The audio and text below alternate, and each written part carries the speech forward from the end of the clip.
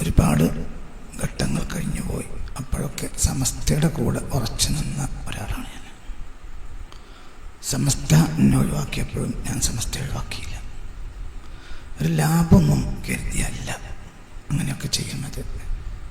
ഇവിടെ അഹ്ലുസുന്നയെ സംരക്ഷിക്കാൻ സമസ്തക്ക് കഴിയും പോലെ വേറൊരാൾക്ക് കഴിയൂല എന്നതാണ് കാരണം. പിന്നെ അഹ്ലുസുന്നയും നമ്മളും തമ്മിലുള്ളൊരു പൊക്കിൾ കൂടി ബന്ധമാണ്. അതിനേക്കാൾ വലിയൊരു ബന്ധമുണ്ടോയെന്ന് എനിക്കറിയൂല. അങ്ങനെയും പറയാൻ പറ്റൂല. പൊക്കിൾ കൂടി മുറിച്ചിട്ടാലും അത് മുറിച്ചുവിടാൻ പറ്റൂല. അപ്പം അത്രയും വലിയ ഒരു നമ്മളാക്കിയ ദീനാണ്. അതിനപ്പുറം നമുക്കൊരു ഹബ്ബത്ത് ഖർദൽ ഇല്ല.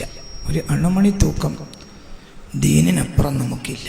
ഈ ഭൂമിക്കടിയിൽ നമുക്ക് ജീവിക്കണമെങ്കിലും ഈ ഭൂമിയിൽ മാന്യനായി ജീവിക്കണമെങ്കിലും ദീൻ വേണം. ആ ദീനിൻ്റെ ബിദ്അത്ത് ദീന്, ഹഖീഖത്ത് ദീന്, അതാണ് ബഹുമാനപ്പെട്ട അഹ്ലുസുന്നത്തുൽ ജമാഅ. അതത്രയും സാത്വികരായ ആളുകളാണ് ബഹുമാനപ്പെട്ട സമസ്ത ഉണ്ടാക്കിയത് ഒരു നിർബന്ധ സാഹചര്യത്തിൽ. ഇനി അതിന് പകരം ഒന്നും ഉണ്ടാക്കാൻ ആരും വിചാരിച്ചൊരു കാര്യമില്ല. അത് നടക്കൂല. അപ്പോൾ ഇതിൻ്റെ കൂടെ തന്നെ ഉറച്ചു നിന്ന് സമരം ചെയ്യുക എന്നതാണ് ഞാൻ എൻ്റെ ജീവിതത്തിൽ കണ്ടെത്തിയ ഒരു മാർഗം. അപ്പം ചിലപ്പോൾ സംഘടനക്ക് പറ്റൂല. സംഘടന നമ്മളെ കൂട്ടും, ചിലപ്പോൾ കൂട്ടൂല. അതിൻ്റെ ഒന്നും ആവശ്യം നമ്മളെ സംബന്ധിച്ചിടത്തോളം ഇല്ല. നമ്മൾ ലില്ലാഹി ചെയ്യുന്ന കാര്യങ്ങൾ അത് ലില്ലാഹി, അത് അല്ലാഹുവിന് വേണ്ടിയാവുക എന്നത് മാത്രമാണ് അകത്തുക വേണ്ടത്. സ്വാഭാവികമായും നിങ്ങളിൽ പലരും പ്രത്യക്ഷ സംഘടനക്കാരാണ്. ഞാനൊരു പ്രത്യക്ഷ സംഘടനക്കാരനല്ല. ഞാൻ സംഘടനയുടെ കാവൽക്കാരനാണ്. ലാഭമൊന്നും എടുക്കൂല. എൻ്റെ പേരിൽ കാലിച്ചായ പോലും കുടിക്കരുതെന്നാണ് എൻ്റെ കൊല്ലങ്ങളായി എൻ്റെ നിലപാട്. ഇപ്പോൾ നടന്നുകൊണ്ടിരിക്കുന്ന മുഴുവൻ കാര്യത്തിൻ്റെയും ഒരാധാരം എന്ന് പറഞ്ഞാൽ എൻ്റെ ഭാഗത്തുനിന്ന് വന്നുപോയ ചില പ്രസംഗങ്ങളാണ്. വന്നു പോയതല്ല, ഞാൻ കരുതി കൂടി ചെയ്തതാണ്. അതിനപ്പുറം ഒന്നുമില്ല. അതാണ് ഇപ്പോൾ നടന്നുകൊണ്ടിരിക്കുന്ന എല്ലാം എൻ്റെ ആധാരം. അതും നിങ്ങൾക്കറിയാം. പക്ഷെ അതിൻ്റെ പേരിൽ നിങ്ങളൊക്കെ തന്നെ എന്നെ പറഞ്ഞ ചീത്തക്ക് കയ്യും കണക്കുമില്ല. നിങ്ങൾ എന്നതുകൊണ്ട് നിങ്ങൾ എന്നല്ല ഞാൻ ഉദ്ദേശിക്കുന്നത്, എൻ്റെ ഇഖ്വാൻ. അപ്പം അങ്ങനെ പറയാലോ, നിങ്ങളെന്ന് പറയാലോ. നിങ്ങളല്ല, നിങ്ങൾ പറഞ്ഞു എന്നല്ല. അപ്പം ചീത്ത അങ്ങനെ കേൾക്കും.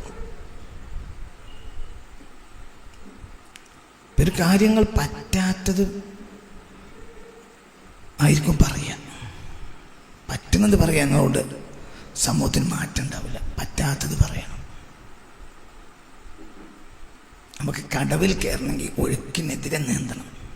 ഒഴുക്കിൽ നീന്തിയാൽ കടവിലല്ല ചാലിയത്തടുത്ത് ജീവൻ പോകും ചെയ്യും. കടവ് കയറണമെങ്കിൽ പണിയാണ്, ഭയങ്കര പണിയാണ്. അപ്പൊ സ്വാഭാവികമായി എന്നെപ്പോലത്തെ ആളുകൾ ചീത്ത കേൾക്കും. എന്നെപ്പോലത്തെ ആളുകൾ എന്ന് പറഞ്ഞാൽ ഞാൻ ചെയ്തിട്ടുണ്ട്. ഇനി വേറെ ആരെങ്കിലും കേൾക്കണ്ടോ എന്ന് എനിക്കറിയില്ല, എൻ്റെ അറിവില്ല. എല്ലാവരും ചീത്ത അറിയും, എല്ലാവരും പറയും. എതിരാളി പറയും, അനുകൂലിയും പറയും. അവസാനത്തെ ഉദാഹരണം പറഞ്ഞാൽ മതി. അതിന് മുമ്പത്തെ ഉദാഹരണമൊക്കെ ഇഷ്ടം പോലെ ഉണ്ട്. അവസാനത്തെ ഉദാഹരണം പറയാം.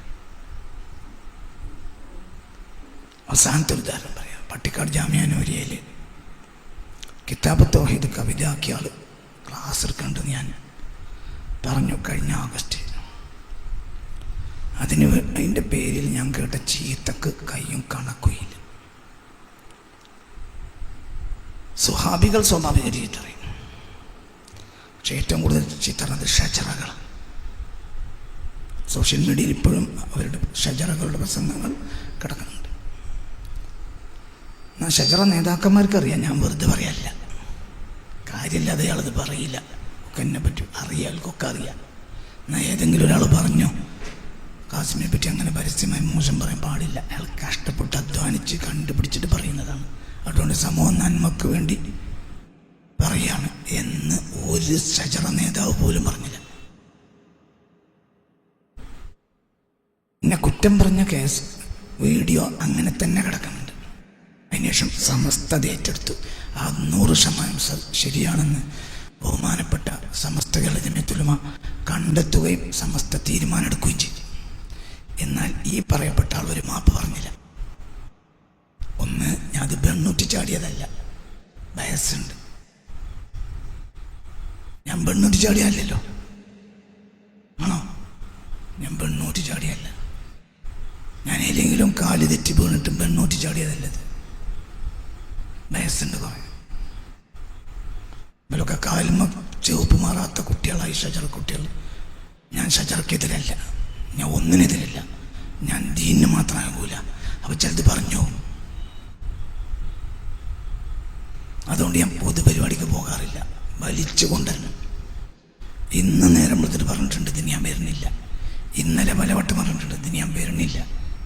പിന്നെ ഇവരിൻ്റെ അടുത്തേക്ക് വന്നതിന് കയ്യും കണക്കില്ല. ഇപ്പം നിങ്ങൾ മാറ്റിയ കമ്മിറ്റികളുള്ളപ്പോൾ ഇവിടെ അധികാരം ഇന്ന് മുതലുള്ള അധികാരമല്ലേ?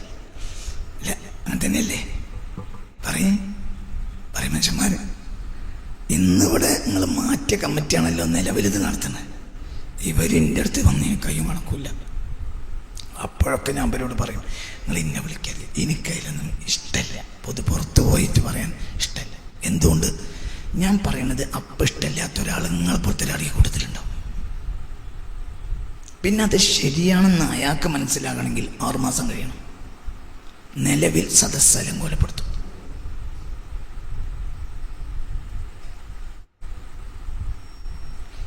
പറയുന്നത് കേട്ടാൽ നിങ്ങൾ മാത്രം സമസ്തക്കാരും നമ്മളൊക്കെ ഇതിൻ്റെ പുറത്തുള്ള ആളുകളാണെന്ന് തോന്നുക. നമ്മളൊക്കെ വാപ്പാര് ചോര നീരാക്കിയാണ് ഇത് ഉണ്ടാക്കിയത്. നിങ്ങളെപ്പോലെ തന്നെ ഇതിവിടെ നിലനിൽക്കാൻ വേണ്ടിയാണ് ഈ ചീത്തയൊക്കെ കേൾക്കണം. 22 പ്രസംഗം ഞാൻ വഹാബികൾക്കെതിരെ പ്രസംഗിച്ചിട്ട് ഒരുത്തൻ 50 പൈസ തന്നിട്ടില്ല. ലക്ഷക്കണക്കിന് റുപ്യേൻ്റെ കിതാബ് ഡൗൺലോഡ് ചെയ്തിട്ടാണ് അത് ചെയ്തത്. ലക്ഷക്കണക്കിന് ഡോളർ കൊടുത്തിട്ടാണ് ഡൗൺലോഡ് ചെയ്തത്. കേംബ്രിഡ്ജിൻ്റെയും ഓക്സ്ഫോർഡിൻ്റെയും ഒക്കെ സൈറ്റിൽ പോയി അവരുടെ ലൈബ്രറിയിൽ നിന്ന് ഡൗൺലോഡ് ചെയ്തതിന് ഡോളറുകളാണ് കൊടുത്തത്. അങ്ങനെ ചെയ്ത് വലിയൊരു അധ്വാനം, അനവധി അധ്വാനത്തിന് കയ്യും കണക്കുമില്ല. നന്നൊന്നും ഒരാൾ പറഞ്ഞില്ല, അതെനിക്ക് ആവശ്യമില്ല. എനിക്ക് റബ്ബ് നന്നൊന്ന് വിചാരിക്കലേ ആവശ്യമില്ല. ഇപ്പൊ പ്രസംഗത്തിന് പോയാൽ പൈസ കിട്ടില്ലേ? പൈസ കിട്ടുമല്ലോ, പറയും. പൈസ കിട്ടൂലേ? പറയും. പ്രസംഗത്തിന് പോയാൽ പൈസ കിട്ടുമല്ലേ? എന്തെങ്കിലും മടി കിട്ടും. എന്നിട്ട് ഞാൻ പ്രസംഗത്തിന് പോവില്ല. പ്രസംഗത്തിന് പോവില്ല. ജോലി ഉണ്ടോ? ജോലിയില്ല. ശമ്പളം ഉണ്ടോ? ശമ്പളമില്ല. എവിടെയും ജോലിയില്ല, എവിടെയും ശമ്പളമില്ല. കൃഷിക്കാരന് വാഴ, പൂള, തെങ്ങ്, കവുങ്ങ് അതിമ പണിയെടുക്കും. എൻ്റെ വലിയ പാമപ്പോയിൽ നിന്ന് നാട് വിട്ട് പോയതാണ് മൂത്തടുത്തേക്ക്. അങ്ങനെ 50 ഏക്കർ ഭൂമി റിസർവ് വനം സർക്കാർ എഴുതി കൊടുത്തു വലിയ പാക്ക്. അപ്പം അതുകൊണ്ട് ഞാനിത് പറയുന്നത് എന്തിനാണെന്ന് വെച്ചാൽ നമ്മൾ പണിയെടുക്കും. 1 ഇഞ്ച് ഭൂമി വിറ്റിട്ടില്ല റബ്ബിൻ്റെ സഹായത്താൽ. അപ്പം നമ്മളെ സംബന്ധിച്ചിടത്തോളം കർഷകന്, അടിസ്ഥാനപരമായി കർഷകന് ഈ കൃഷി ഇപ്പോൾ ഒരു വലിയ ഞാമത്വമാണ്. എന്തുകൊണ്ട്? ആരെയും കണ്ണും ഓർമ്മയാണ്. അത് നമുക്ക് ഖത്തീബിൻ്റെ മുഖം കാണാം. ഖത്തീബ് പറഞ്ഞത് കേൾക്ക. വലല്ലാഹീന്ന് പറയുമ്പോൾ ആമീന്ന് പറഞ്ഞാൽ മതി. ഈ പണ്ടങ്ങനെയല്ലായിരുന്നു. നമ്മൾ തന്നെ വലല്ലാഹീൻ ഉണ്ടാക്കണം, എന്നാലേ നാട്ടുകാർ ആമീൻ പറയുള്ളൂ. അപ്പോൾ ഇത് 2018 ശേഷം ഞാൻ അതിനൊന്നും പോയിട്ടില്ല. സ്വസ്ഥ. പിന്നെ പഠിക്കും. ഇന്നും പഠിച്ചിട്ടുണ്ട്. പഠിക്കുന്നേ. എന്തിനു വേണ്ടി പഠിക്കും? അഹ്ലുസുന്നക്ക് വേണ്ടി പഠിക്കും. അപ്പോൾ വലിയ വലിയ സത്യങ്ങൾ കിട്ടും. ആ സത്യം നിങ്ങളെപ്പോലത്തെ സമൂഹം അംഗീകരിക്കുമ്പോഴത്തേന് കുറേ കാലം കഴിയും. ആ സമയം മുഴുവൻ നമ്മൾ ചെയ്തേക്കും. ഒരു ജമാഅത്തിനൊരു പള്ളി കയറുന്നത് എനിക്കിഷ്ടമല്ല. എൻ്റെ മാലിന്യ തിരക്കിടില്ല. എന്തുകൊണ്ടെന്നാൽ ഏതെങ്കിലും ഒരാൾ കണ്ണിടാനുണ്ട്. പിന്നെ ആരെങ്കിലും കണ്ണിടാൻ വേണ്ടി നമ്മൾ കയറണ്ടെന്ന് വിചാരിച്ചിട്ട് എൻ്റെ മാലിന്യർക്ക് എന്നെ അറിയാം. ഞാൻ ഇതൊക്കെ നിങ്ങളോട് പറയുന്നത് എല്ലാം കൂടിയും കണ്ടപ്പോൾ എനിക്കൊരു വിഷമം പോലെ തോന്നി. ഈ സദസ്സിൽ വന്നിട്ട് മൈക്കനാശായാലും എല്ലാം കൂടിയും ചെറിയൊരു വിഷമം പോലെ തോന്നി. അപ്പം പറയാൻ വന്നതൊന്നും ഞാൻ പറയില്ല. എന്നാലൊരു 4 വാക്ക് പറഞ്ഞ് അവസാനിപ്പിക്കും. നീട്ടൂല. എനിക്കെന്തോ ഒരു വിഷമം പോലെ തോന്നുന്നത് ഇവിടെ വന്ന് കയറിയ മുതൽ ഒരു വിഷമം. ഞാനിത് അള്ളാഹ്ക്ക് വേണ്ടി മാത്രം ചെയ്യുന്ന പണി. അത് നിങ്ങളെ ബോധ്യപ്പെടുത്തേണ്ട ആവശ്യവും എനിക്കില്ല. ഞങ്ങൾ പറയണതിന് നേരെ എതിര് പറയുന്ന ആളാണ്. അപ്പം നിങ്ങൾ അംഗീകരിക്കൂല. ബഹുമാനപ്പെട്ട സമസ്ത കേരള മുത്തുലമ 100-ാം വാർഷികം ആഘോഷിക്കുന്ന സമയം. നിങ്ങളാരെങ്കിലും വാപ്പാര് സമസ്തയ്ക്ക് വേണ്ടി ജയിലിൽ കിടന്നിട്ടുണ്ടെങ്കിൽ കൈവക്കാം.